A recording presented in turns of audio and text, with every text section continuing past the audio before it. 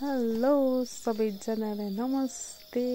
म पनि सन्चै छु, तपाईहरु पनि सन्चै हुनुहुन्छ होला भन्ने आशाका साथ मैले आज एउटा भिडियो बनाएको छु।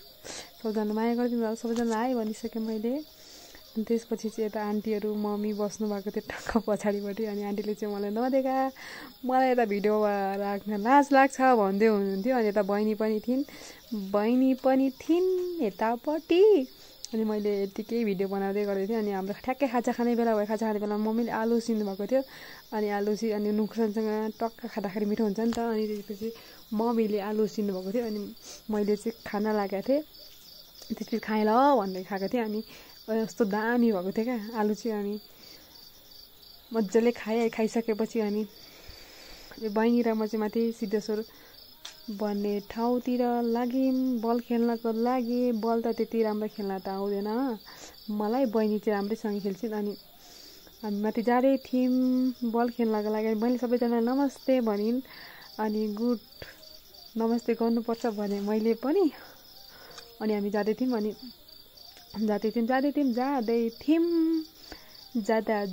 मैले चाहिँ के भनेदेखि नेचुरल घाँस, नेचुरल भोइस, नेचुरल बाटो भन्दै म जाँदै थिएँ।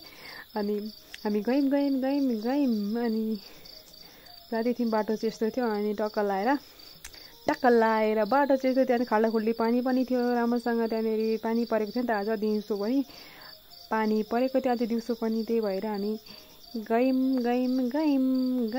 अनि हामीले ट्याक्क लाएर त्यहाँनिर मकै देखिहाल्यौँ। अनि मकै देखेपछि मकैबारी धरम करम भन्ने गीत हामीले आइहाल्छ। हामीले गीत पनि गायौँ। अनि मैले आफैले भोइस थपेँ, तल भाउजूले को हो भन्थेँ। अनि मोबाइल चलाउँदै हिँड्नुभएको छ त भन्दै हुनुहुन्थ्यो। अनि त्यसपछि हामीले भिडियो बनाएको भाउजू हाई भन्नु भन्यो। अनि भाउजूले हाई भन्छौँ। अनि हामी त्यसपछि गयौँ। जाँदै हामी पुगिसकेपछि अनि बहिनी उता म यता। अनि मैले चाहिँ आफ्नै भोइस कभर गरेर हालेको छु। पुगिसकेर म हाँसेँ।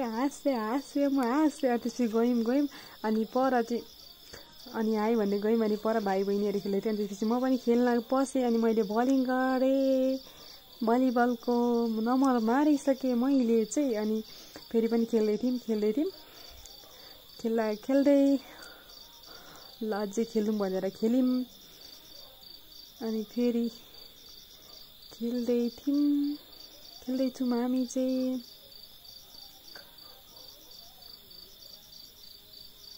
मलाई त खासै खेल्न आउँदैन, त्यो पनि म यसो उभिएको मात्रै हो खेल्नका लागि चाहिँ।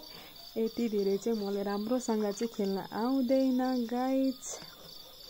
नआएपछि यतिकै प्र्याक्टिस चाहिँ गरेको मैले, यसो रमाइलो पनि हुन्छ ल न त जाम अनि खेलौँ पनि भनेर। अनि मैले ट्राई गरेँ मलाई हान्नको लागि, मलाई खासै आउँदैन हान्न चाहिँ। अनि त्यही पनि हानेँ मैले, दाजुलाई उठाइ मागेर दाजुसँग। अनि बहिनी र म झरिसक्यौँ। अनि खेलिवरी त्यहाँबाट झरिसक्यौँ। अनि त्यसपछि झरिसकेपछि चाहिँ अनि बाटोमा आउँदै थियौँ। बाटोमा आउँदा साँझ पर्छ त फेरि पनि हामीतिर भाउजूसँग भेट भयो। भाउजूसँग भेट भइसकेपछि भाउजू आज चाहिँ कति भिडियो बनाइराख्नु भएको भन्दै भन्थ्यो भाउजूले। अनि बनाउनु परेको नि हो भाउजू भन्दै हामी झऱ्यौँ। त्यसपछि चाहिँ अनि आज यति नै भनेर